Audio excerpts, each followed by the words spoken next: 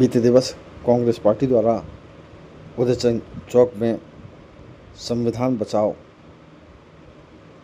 सभा का आयोजन किया गया, जिसमें बड़ी संख्या में कांग्रेसी कार्यकर्ता मौजूद रहे।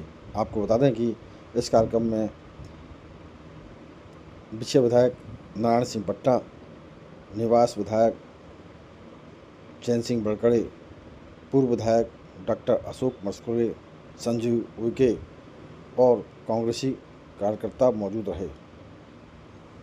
साथ ही कांग्रेसियों ने जमकर भाजपा पर संख्या बल से हमें नहीं डरना। अकेला ही चला था जानिबे मंजिल मगर, अकेला ही चला था जानिबे मंजिल मगर, लोग आते गए कारवां बढ़ता गया। जय भीम, जय संविधान की प्रतियां जलाएंगे। ये वो आरएसएस है।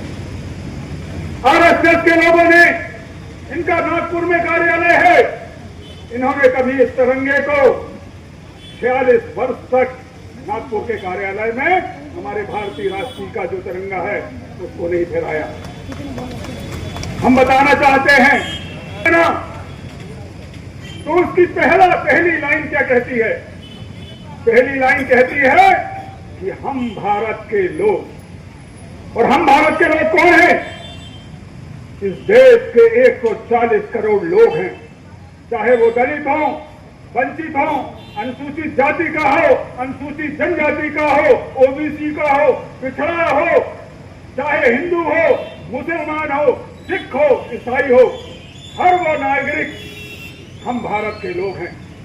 कि हिंदू खतरे में है। भारत में हिंदू कभी खतरे में नहीं रहा। ये सत्ता में आने के लिए एक भ्रमजाल ऐसा चुना है कि हिंदू खतरे में है।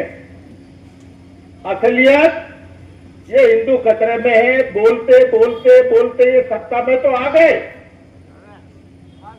लोकतांत्रिक व्यवस्था का फायदा उठा के सत्ता में आ गए, लेकिन आज राजशाही स्टाइल में ये सत्ता चला रहे हैं। और आज स्थिति ये है कि आज संविधान खतरे में है। संविधान खतरे में है और इनके चार वरिष्ठ नेता संविधान बदलने की बातें कहते कहते आए, और ये बेशर्म सरकार, इनके नेता, इनने एक ने भी उससे ना तो माफी की बात कही, ना उन पर किसी भी प्रकार की कार्यवाही की बात कही। साथियों, आज महात्मा गांधी, आदरणीय नेहरू जी, आदरणीय अंबेडकर जी, इनके दुष्प्रचार करके, इनके ऊपर आरोप प्रत्यारोप लगा के भारतीय जनता पार्टी अपना महिमा मंडन करना चाहती है, जबकि इनका इतिहास सबको मालूम है कि उनका ना तो आजादी के लिए कोई योगदान नहीं है। कांग्रेस के महापुरुषों को अपना महापुरुष बता के कुछ दिखाने का प्रयास करते हैं।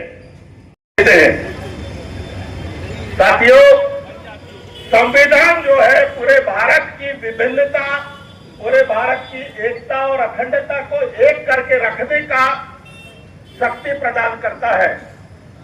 संविधान में हमारे यहाँ पर विभिन्न धर्म, संप्रदाय, इन सबको एक रखने की ताकत देता है। और जब आजाद देश हुआ था, हमारा जो संविधान लागू हुआ था, जहां पर हमने धर्मनिरपेक्षता, पंथनिरपेक्षता, सभी धर्म जातियों को समाहित किया था। सब रह के स्वतंत्र रूप से आप रह सकते हो, अपनी पूजा पद्धति और रहन सहन का उपयोग, रहन सहन कर सकते हो। सबसे पहले मैं जो पहलगांव में निर्दोषों की जान गई, सुमन अर्पित करते हुए 15 दिन के बाद जो हमारी भारतीय सेना ने जो आतंकियों के अड्डों पर जो हमला बोल करके ध्वस्त करने का प्रयास किया है, हम उनको सलाम करते हैं, धन्यवाद करते हैं। और पूरा कांग्रेस पार्टी, हमारी भारतीय सेना के हौसले अफजाई करने के लिए हम उनका समर्थन करते हैं। और हमारा संविधान 1950 को लागू हुआ, इसके पहले किसी ने संविधान बचाओ की रैली क्यों नहीं की? क्योंकि इस देश की जो सरकारें रही हैं, उन्होंने संविधान से छेड़छाड़ नहीं किया।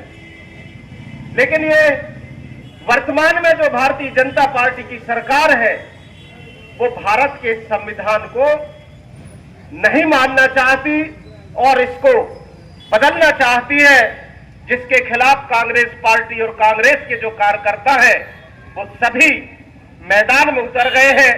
और मैं सभी से आग्रह करना चाहता हूं कि जिस तरीके से सभी के लिए, इस देश के सभी निवासियों के लिए एक साथ रहे, समता और पूरे समाज में समानता और समता के साथ रहने के लिए इस संविधान को जो बनाया गया था, उससे जो भी छेड़छाड़ करेगा उसके खिलाफ हम सब अपनी ताकत के साथ लड़ाई लड़े, तभी हमारे देश का संविधान बचेगा। मैं आपसे आग्रह करना चाहता हूं कि जो लोग इतने अच्छे लिखित संविधान को बदलने की कुछ मानसिकता रखते हैं, बिगाड़ने का मानसिकता रखते हैं, आने वाले समय में सब एक होकर कांग्रेस पार्टी और आम जनता से भी निवेदन करना चाहता हूं कि हम सब ऐसे संविधान बिगाड़ने वालों को बिगाड़े, ताकि ये दोबारा सत्ता में न आ सके और हम संविधान हमारी सुरक्षित रह सके। आप सब इस मुहिम में जुड़े कि इस देश का जो संविधान है वो बचा रहे, ताकि हम सब बचे रहेंगे, हमारा देश बचा रहेगा। इन्हीं बातों के साथ मैं अपनी वाणी को विराम देता हूं। जय हिंद, जय। पीड़ित आदिवासियों के साथ अत्याचार होता है, जिनके साथ अत्याचार होता है उनकी एफआईआर भी दर्ज नहीं की जाती, उनको थाने से बैरन वापस कर दिया जाता है, और जैसे तैसे अगर मामला पंजीबद्ध भी होता है तो आगे की कार्रवाई नहीं होती, तब इस देश का संविधान खतरे में आता है।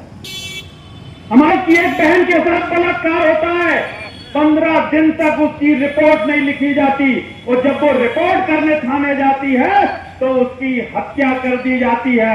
उसका गवाह एकमात्र उसका भाई, जब उसका भाई रिपोर्ट करने जाता है तो उस भाई की हत्या कर दी जाती है, और इसके बाद में वो जब भाई की रिपोर्ट करने उसका पिता जाता है तो उसके पिता को मार मार कर विकलांग कर दिया जाता है। आज उनके परिवार में उस लड़ाई को लड़ने वाला कोई जीवित नहीं है, तब इस देश का संविधान खतरे में आता है। तो आपको समझना पड़ेगा, क्योंकि आज आप नहीं समझोगे तो कल के आपके घर पर ये स्थिति पैदा होगी। वो तो शुक्र मनाइए इस देश की जनता जनार्दन का, जिन्होंने पहले ही भांप लिया था कि अगर इस सरकार को हमने 400 सीटें दे दी तो इस देश का आम नागरिक कभी सुरक्षित नहीं रहेगा। बताइए अपनी कि इस सरकार को हमें छुट्टा नहीं छोड़ना है, नहीं तो इस आम आदमी का जीना मुश्किल हो जाएगा।